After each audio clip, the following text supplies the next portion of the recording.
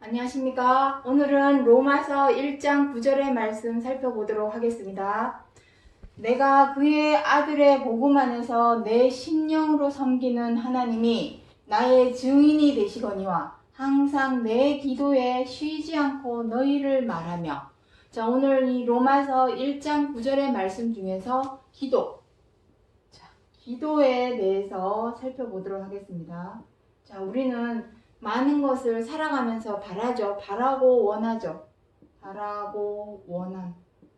그 바라고 원하는 것을 신께 부탁하는 것이죠. 그것을 우리는 이제 기도라고 합니다. 자, 중요한 것은 이것입니다. 중요한 건. 무엇이 중요하냐면, 로마서 1장 9절에서 사도 바울이 내 기도에 쉬지 않고 너희를 말한다고 했던 그 기도의 내용이 무엇일까? 기도의 내용. 자, 기도의 내용입니다. 자, 이 기도의 내용은 사도 바울이 갈라디아서 1장 11절에서 무엇이라고 했냐면, 갈라디아서 1장 11절에 예수 그리스도의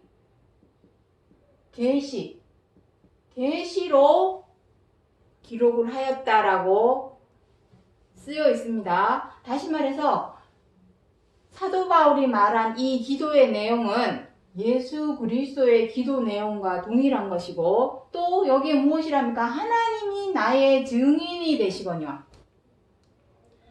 그렇다면은 똑같아야 됩니다. 하나님이 그리스도에게 주었던 기도의 내용, 그리고 그리스도가 사도 바울에게 주었던 기도의 내용. 자, 예수 그리스도의 기도 계시를 받은 사람이 또 한 명 있죠. 계시록 1장 1절부터 3절에 무엇이랍니까? 예수 그리스도의 계시라. 이는 반드시 속히 될 일을 그 종 요한에게 보내어 지시하신 것이라 라고 기록을 하고 있습니다. 계시의 내용은 주체는 하나님이시죠. 하나님이 주신 것이기 때문에 이 내용은, 이 기도 내용은 동일하다는 것입니다. 기도의 내용은 동일하다. 동일해야만 합니다. 예수 그리스도의 기도의 내용이 다르고, 사도 바울의 기도 내용이 다르고, 사도 요한의 기도 내용이 다르고, 이러면 안 된다는 것입니다. 왜냐? 계시기 때문입니다. 계시받은 것이기 때문에. 그렇다면 중요한 것은 우리의 기도도 반드시 동일해야 되겠죠. 기도 내용은 우리도 동일해야만 한다. 해야만 한다. 해도 되고 안 해도 되고가 아닙니다. 기도 내용이 동일해야 됩니다. 그렇다면 우리가 지금 하고 있는 기도가 제대로 된 기도를 하고 있는 것인지, 아니면 내 욕심껏, 어떤 내 바라고 원하는 것, 하나님의 뜻과 그리스도의 뜻이라고는 전혀 모르고 그냥 내 뜻만 반영이 된 기도인가? 그러한 것들을 오늘 이 시간 살펴보고자 하는 것입니다. 자, 이 기도하면은 가장 먼저 떠오르는 것이 무엇입니까? 주기도문입니다. 우리의 기도는 주기도문이 바탕이 된 기도가 되어야 하는 것입니다. 자, 그래서 오늘은 이 기도, 우리가 해야 할 기도를 이 주기도문과 연결해서 오늘 한번 설명을 드려보도록 하겠습니다. 자, 주기도문은 어디에 나와 있습니까? 마태복음 6장에서 기록을 하고 있죠. 마태복음 6장. 자, 이제 여기는 좀 지우도록 하겠습니다. 마태복음 6장부터 보시면 주기도문이 나옵니다. 거기에 보시면은 우리가 거기에서 꼭 기도의 내용이 되어야 할 것이 두 가지가 있습니다. 첫 번째, 무엇이라고 되어 있습니까? 우리에게 일용할 양식을 주옵시고. 자, 우리 매일매일 삼시세끼 먹고 있죠. 그 양식을 말하는 것일까요? 성경 66권은 영의 양식입니다. 우리의 마음의 양식. 마음에 필요한 일용할 양식은 무엇일까요? 그것을 찾아야 된다는 것이죠. 그 일용할 양식. 삼시세끼 먹는 그 양식 말하는 거 아닙니다. 그것은 당연히 우리가 삼시세끼 먹는 것에 대해서 감사하게 생각하면서 먹어야 되죠.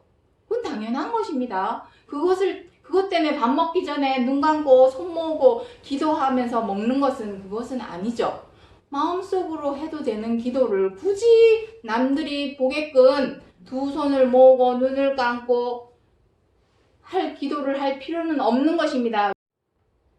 자, 여기에서 우리에게 일용할 양식을 주옵시고 하시는 이 일용할 양식의 본질은 우리가 삼시세끼 먹는 그 양식을 말하는 것이 아닙니다. 영의 양식. 성경 66권 자체가 우리의 영혼을 위한 말씀이기 때문에 여기서 말씀하시는 양식 또한 우리가 먹는 삼시세끼 그 밥을 말하는 것이 아닙니다. 본질은 여기서 말씀하시는 일용할 양식의 본질은 영의 양식입니다. 영의 양식. 영의 양식이 되었든 삼시세끼 우리가 매일 먹는 밥이 되었던 뭐가 되었던 양식을 우리가 주옵시고 한다고 저절로 생깁니까? 절대로 저절로 생기지 않습니다. 일용할 양식을 위해서 반드시 해야 될 일이 무엇이냐면 일을 해야 한다. 일을 해야 한다. 자, 어떠한 일을 해야 할까요? 자, 요한복음 6장 27절. 썩는 양식을 위하여 일하지 말고 영생하도록 있는 양식을 위하여 하라. 자, 이게 무슨 말씀입니까? 썩는 양식이 무엇입니까? 썩는 양식. 썩는 양식이 있고 영생하도록 있는 양식이 있습니다. 자, 여기에서 썩는다. 썩는다는 의미는 썩는다는 의미는 죽는다는 의미입니다. 죽는다. 사람으로 죽게 하는 양식이 있고, 그리고 여기서 영생하도록 있는 양식, 영원한 영생, 생명의 양식입니다. 생명. 우리를 사람으로 죽게 하는 영의 양식이 있고, 죽게 하는 살게 하는 양식이 두 가지가 있습니다. 여기서 일을 하라고 하니까 시급받고 회사 나가가지고 월급 받고 논에 가서 논 메고 산에 가서 밭 메고 이러한 일 하는 거 아닙니다. 시급이 얼마고 이런 거 따지면 절대로 안 되죠. 그러한 일이 아니라 우리 하나님께서 성경 66권 요한일서 2장 1절에 무엇이랍니까? 내가 너희에게 이것을 쓰면 너희로 범죄치 않게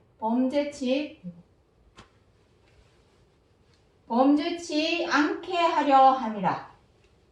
성경 66권을 하나님께서 우리에게 주신 이유는 범죄치 않게 하려고.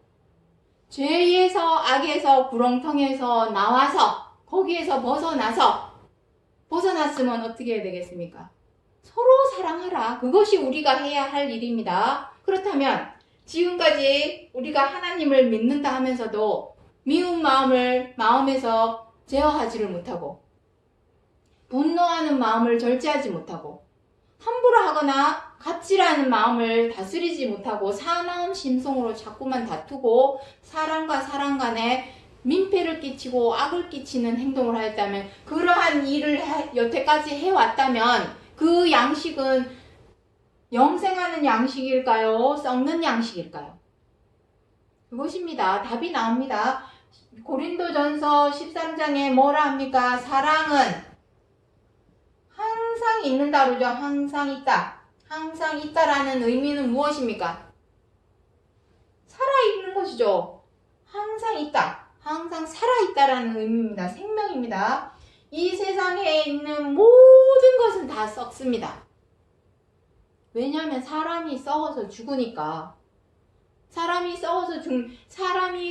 사용하고 이용하고 쓰고 있는 모든 만물, 모든 물건이 이 세상에 다 있는데 그것을 쓰고도 사람이 때 되면 죽어서 썩어 없어지는 것을 보니 이 세상의 모든 것은 썩는 것입니다. 하지만 유일하게 딱 하나 썩지 않는 것, 사람으로 썩지 않고 생명으로 나아가게 해주는 생명의 길을 열어주는 것이 딱 하나가 있습니다. 그것이 무엇입니까? 바로 사랑입니다. 사랑.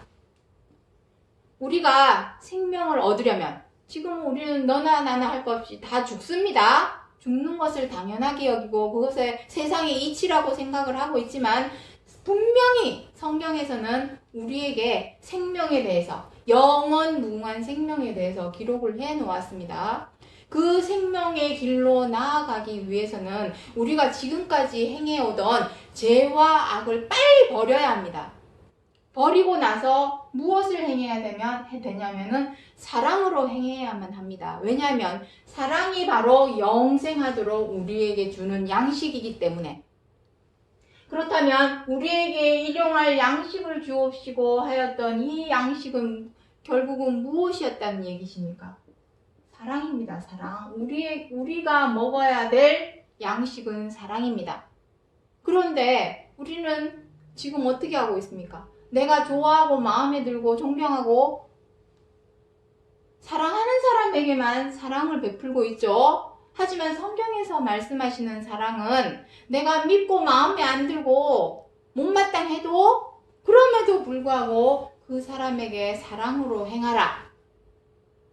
그것이 너희가 먹어야 할 일용할 양식이다. 사랑을 먹고 크는 아이, 사랑을 먹고 크는 나무, 다 사랑을 의미합니다. 우리의 양식은 사랑입니다. 사랑. 사랑을 먹고 자라날 때에 우리는 썩지 않고 죽지 않는, 고린도전서 15장에 썩지 않고 죽지 않는 생명, 부활로 나아가게 되는 것입니다. 이 사랑과 직결되는 것이 바로 부활이요. 그 부활을 우리는 생명이라고 부르는 것입니다. 생명의 또 다른 이름이 부활입니다. 우리가 지금 이러한 모습으로는 절대로 생명으로 부활로 나아갈 수가 없습니다. 죽여야 됩니다. 무엇을? 역설적인 말이긴 하지만 우리 속에 있는 무언가를 죽이지 않는다면 우리는 생명으로 부활로 나아갈 수가 없습니다. 죽어야 될 것이 무엇입니까? 죄와 악. 내가 너희에게 이것을 쓰면 너희로 범죄치, 죄를 범하지 않게 하려 함이라. 그럼에도 불구하고 우리는 지금 어떻게 하고 있습니까? 죄를 범하고 있죠. 미워하지 말라는데 자꾸만 미워하고, 성내지 말고 분노하지 말라는데 뜻대로 안 되면 윽박지르고 으르렁짝 넣고 그러한 행동을 하죠. 자, 이제 두 번째 우리가 해야 될 기도에 대해서 이제 살펴보도록 하겠습니다. 여기 내용은 살짝 지우도록 하겠습니다. 자, 우리의 기도. 아까도 말씀드렸지만 우리의 기도는 사도 요한과 사도 바울의 기도와 동일해야 하고 또 계시를 주신 예수 그리스도의 기도와 동일해야 되고 그 기도의 내용은 하나님께서 우리 사람에게 바라고 원하시는 것이기 때문에 근본적으로는 하나님과 동일해야 한다라는 것을 기본 전제로 생각을 하시고 기도를 해야 한다라는 것입니다. 그래서 주기도문이 우리가 바탕이 되어서 기도를 해야 된다. 그 두 번째는 무엇입니까? 마태복음 6장 12절 읽어보도록 하겠습니다. 우리가 우리에게 죄 지은 자를 사하여 준 것 같이 우리의 죄를 사하여 주옵시고. 이것입니다. 우리가 기도를 해야 될 기도 제목. 첫 번째는 우리에게 일용할 양식. 일용할 양식은 삼시세끼 먹는 그 양식 아니라 했습니다. 영의 양식. 본질은 영의 양식입니다. 우리의 영혼이 사는 것이 중요하시지. 그렇지 않겠습니까? 영혼이 살아야 육신도 썩지 않고 죽지 않는 곳에 다다를 수가 있는 것입니다. 그 양식은 그냥 주어지는 것이 아니라 반드시 일을 해야 되는데 그 일이 무엇이냐? 죄와 악에서 벗어나서 사랑으로 행하는 것. 아까 여기 사랑이라고 써놓았었죠. 사랑으로 행하는 것이 우리의 할 일입니다. 논에 가서 논 내고 산에 가서 밭 메고 회사 나가서 돈 벌어오고 월급 타오고 이게 일이 아닙니다. 회사 나가서 일하는 그런 일, 시급제 일, 그거 일하는 거 말씀하는 거 아닙니다. 성경 66권에서 우리가 해야 할 일로 정해준 것은 죄와 악에 가는 것입니다. 죄와 악. 죄와 악을 버리는 일. 이것을 버려야만이 두 번째, 서로 사랑할 수 있습니다. 서로 사랑할 수 있다. 이것이 우리가 해야 할 일입니다. 그래서 두 번째 뭐가 되겠습니까? 두 번째, 우리의 죄를 사하여 주옵시고. 죄사함입니다. 우리의 죄를 사하여 달라고 기도를 해야 합니다. 자, 지금 이 부분에서는 이제 무슨 얘기가 나오게 되냐면은 죄에 관련된 것은 무엇입니까? 죄. 자, 여기 밑에 부분은 지우도록 하겠습니다. 죄 하면은 떠오르는 것. 이제부터는 죄 하면은 떠오르는 것이 무엇이 되어야 합니까? 자, 죄에 관해서 기록하고 있는 것은 율법입니다. 죄 하면은 이제 떠올려야 할 것은 율법입니다. 율법. 왜냐하면은 로마서 3장 20절에 하나님께서 모세를 통하여 율법을 주신 이유는 무엇이라고 기록이 되어 있냐면 죄를 깨닫게 하려고. 깨닫게. 그리고 갈라디아서 3장 19절에는 죄를 범함으로 율법을 더하였다라고 기록을 하고 있습니다. 사람이 죄를 지었으면 어떻게 하겠습니까? 하물며 가정에서도 꼬맹이가 무슨 잘못을 하거나 실수를 하거나 이러면 어떻게 합니까? 엄마 잘못했어요. 다음부터는 다시는 안 그럴게요. 그렇게 얘기를 하죠. 우리가 무슨 죄를 범하였고 우리가 죄인이라는 것을 깨달았다면 두 번째 해야 될 일은 무엇일까요? 잘못을 인정을 하고 다시는 그러한 죄를 반복하지 않으려고 노력하는 것이 중요합니다. 하지만 우리는 어린아이와 같고 부족하고 연약하고 하다 보니까 자꾸만 죄를 반복해서 저지르죠. 오늘 미워하는 마음을 누굴 미워했다고 내일은 안 미워합니까? 내일 또 미워하죠. 그 다음날도 또 미워하고. 미워 죽겠어요. 미워 죽겠는데 오늘만 미워하고 내일은 안 미워합니까? 아니죠. 계속 사람을 미워하는 어린아이이기 때문에, 어리고 연약하기 때문에. 히브리서 5장, 6장, 7장에 보면은 그렇게 기록이 되어 있습니다. 연약하다고. 우리 사람이 무엇에 대하여? 죄에 대하여. 여기 나오죠? 마음에는 원이로되 육신이 약하도다. 연약합니다. 우리 사람은. 이 내용은 비록 마태복음 26장 41절에 기록하고 있지만 로마서 7장에 보시면 사도 바울이 무엇이라고 기록하고 있습니까?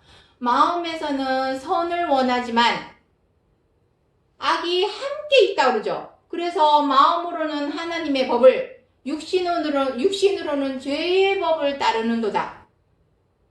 두 마음이 우리 마음속에 들어있습니다. 두 마음이. 하지만 우리가 그 중에 하나는 죽여야죠. 두 주인을 섬길 수 없습니다. 집안에 두 주인이 있을 수 있습니까? 하나는 뭐가 됐든지 없애버려야죠. 없애야 될 것은 죄인데 죄의 육신입니다. 여기서 말씀하시는 육신은 죄의 육신. 죄를 없애야 되는데 너무 연약하다 보니 없애지를 못하고 자꾸만 죄를 범하죠. 사람이. 그래서 여기서 두 마음이 있다라고 기록을 해놓은 것입니다. 마음은 정말 하나님의 법을 따르고 싶은데 자꾸만 죄의 법을 따라 행하게 되는 것입니다. 우리 사람이. 그래서 반드시 노력이 필요합니다. 노력. 자, 다시 죄 하면 떠올라야 되는 것이 율법입니다. 그래서 죄를 깨닫게 하고 죄를 범함으로 율법을 다하였고 그 죄를 사하는 방법, 죄사함 방법으로 무엇을 하나님께서 주셨냐면은 제사와 희생제물 물 주신 것입니다. 너희들은 너희 죄를 사함을 받기 위해서는 나에게 제사를 올리고 제사상을 차려라. 제사상은 희생제물이죠. 이것이 오늘날 무엇입니까? 예배, 헌금 이렇게 되는 것입니다. 자, 중요한 것은 자, 어디를 지울까요? 공간이 상당히 좁아서 자, 히브리서 10장 1절에 보시면 히브리서 10장 1절에 보면은 모세 때 하나님께서 모세에게 주신 율법을 무엇이라고 합니까? 장차 오는 좋은 일에 대한 그림자요. 차명상이 아니랍니다. 이거 그림자랍니다. 제사와 희생제물을 드리는 것은 그림자랍니다. 그림자. 차명상은 따로 있답니다. 차명상이 오게 되면 그림자로 행하던 것은 뜯어 고쳐야 되겠죠? 그것을 개혁이라고 하는 것입니다. 히브리서 9장 9절로 10절에 보면은 개혁의 때에 대해서 기록을 하고 있습니다. 언제 개혁을 해야 되겠습니까? 온전한 것이 올 때에 온전한 것이 뭔지를 알아야지. 온전한 것이 뭔지를 알아야 내가 행하고 있던 것이 이제 껍데기구나, 그림자구나 라고 알게 되는 것이죠. 자, 그래서 히브리서 10장 2절에 보면은 자, 요거는 중요한 부분이니 어쩔 수 없이 여기 위에를 다 지우도록 하겠습니다. 자, 죄 하면은 항상 율법을 먼저 떠올려야 됩니다. 왜냐하면 제 관에서 율법에 다 기록을 하고 있기 때문에 그 본질은 율법의 핵심은 자, 율법의 핵심은 무엇입니까? 율법의 핵심은 죄사함입니다. 죄사함. 여기 주기도문에 뭐라고 되어 있습니까? 우리가 우리에게 죄 지은 자를 사하여 준 것 같이 우리의 죄를 사하여 주옵시고. 죄사함입니다. 죄사함에 관한 기도. 이게 예배죠. 예배. 우리의 죄를 사하여 주옵소서 하고 하나님께 제사를 올리죠. 그게 예배입니다. 예배. 그러면 지금 우리가 교회에 나가서 예배 드리고 있는 것은 율법 아래에 있는 것이죠. 율법 아래에 있으니까 죄 사해 달라고 기도하는 것이지 않습니까?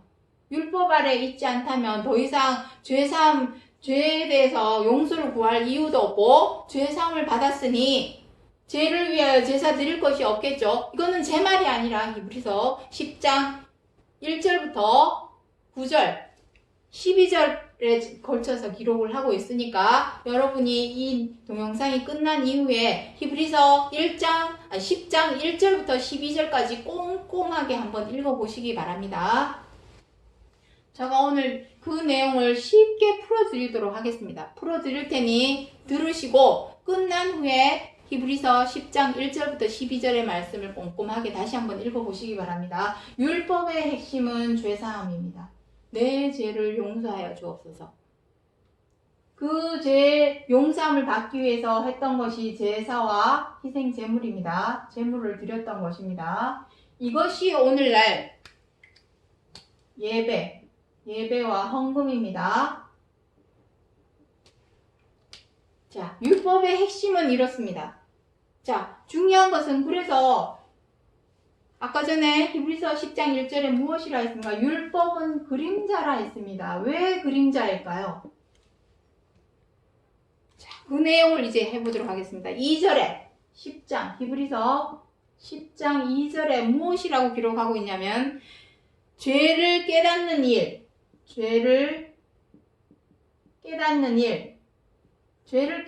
일이라는 의미는 내가 죄인이구나. 여러분은 죄인이라고 생각합니까? 내가 아직도 누군가를 미워하고 있고 누군가를 마음에 안 들어가지고 비방하고 있고 뜻대로 안 된다고 분노를 하고 있고 마음대로 안 된다고 사나워져서 다투기도 하고 함부로하고 갑질하는 행동을 하고 있다면 죄인입니다. 저가 죄인이다 이를 정죄를 하는 것이 아니라 죄인이라는 것을 인지를 하고 자각을 하라는 의미에서 죄인입니다라고 말씀을 드린 것입니다. 죄인임을 내가 깨달아야 그 다음 제스처가 나오겠죠. 그 다음 제스처는 무엇이겠습니까? 예배와 헌금을 드려왔던 것이 우리가 지금까지 해온 일입니다. 썩는 양식을 위하여 일하지 말랬습니다. 썩는 양식은 무엇입니까? 죄를 깨달아서 예배와 헌금을 드렸는데 내 죄가 사라졌습니까? 사라졌으면 더 이상 죄를 위하여 제사를 드릴 필요가 없겠죠. 이건 제 말이 아니라 2절에 죄를 깨닫는 일이 없으리니 어찌 제사 드리는 일을 그치지 아니하려. 죄를 깨닫는 일이 없게 된다면 제사 드리는 일을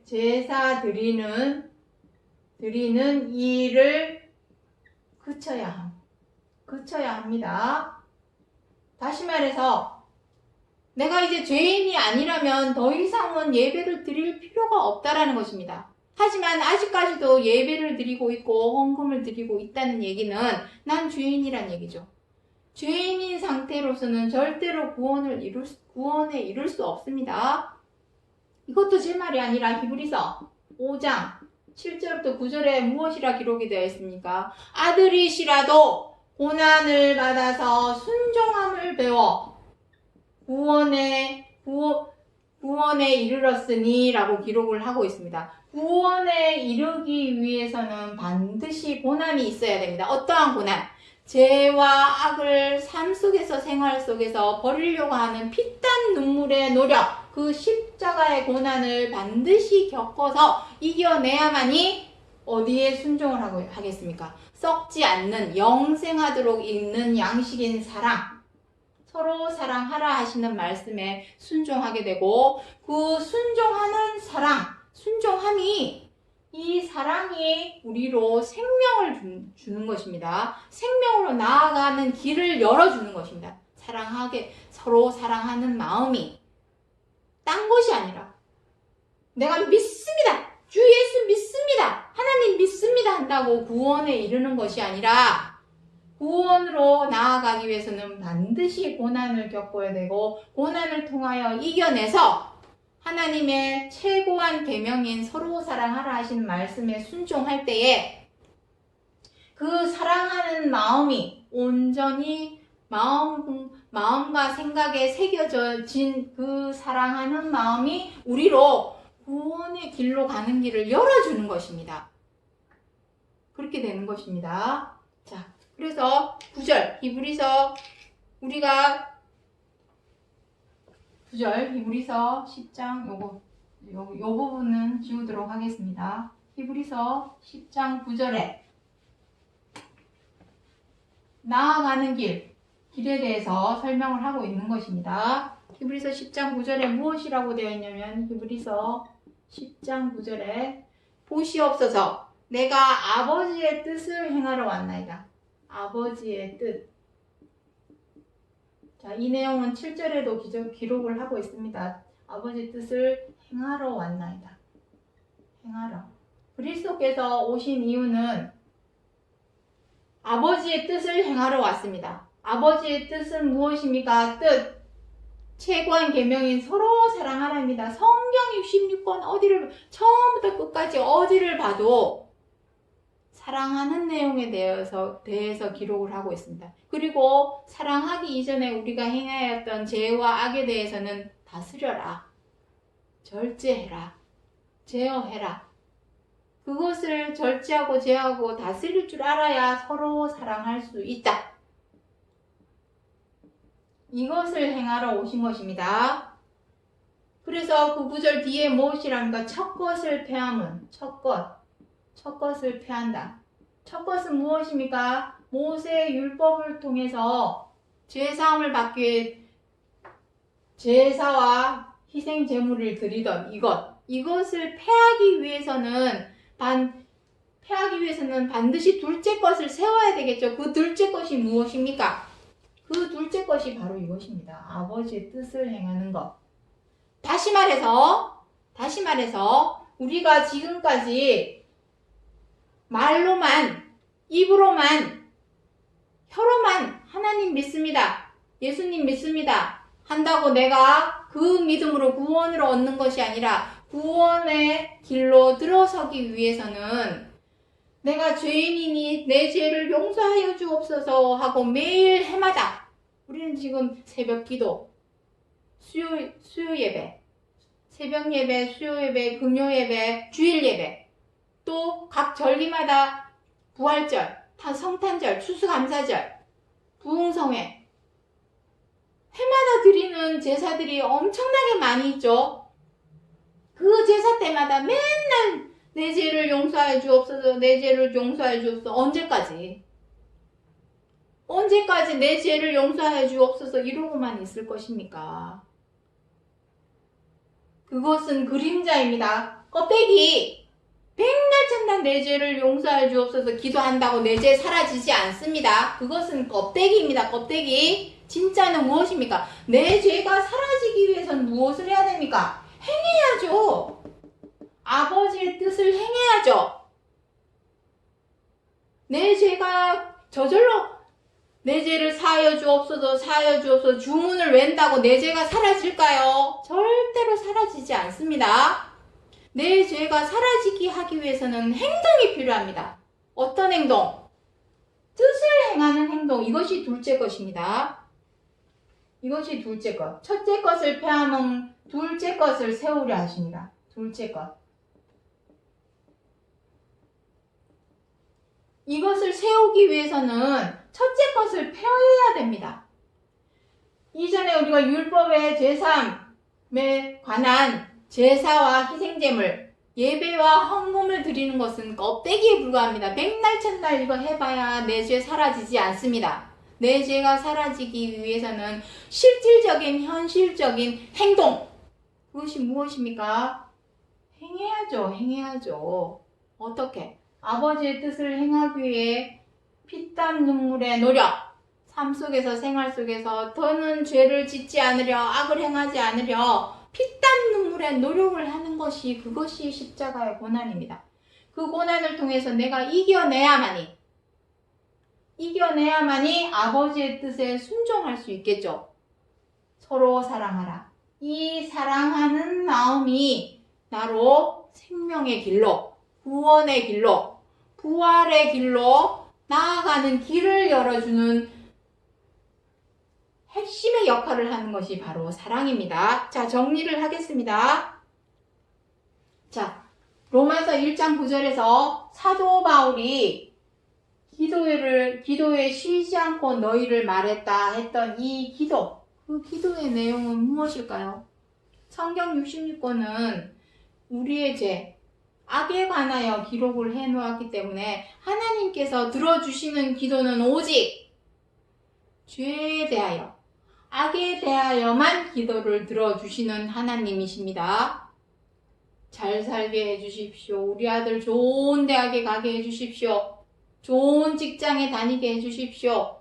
이러한 기도, 하나님에게 전혀 응답 받을 수 없습니다. 우리 하나님께서 응답해 주시는 기도는 죄에 대하여, 악에 대하여만 하나님께서 응답을 해 주십니다. 진짜 내가 간절한 마음으로 나 진짜 죄 짓기 싫은데, 악을 행하기 싫은데, 오늘 또 내가 또 누구를 미워했어. 하나님, 미워하는 마음을 없애주세요. 내 속에 있는 악한 마음을 버리게 해주세요. 그 간절한 마음은 하나님께서 응답을 하신다는 것입니다. 그 외의 기도는 하나님에게 아무 의미가 없습니다. 이사야 2장에 무엇이라고 기록되어 있습니까? 너희의 기도는 무효니라. 무효입니다. 무효. 아무 효력이 없습니다.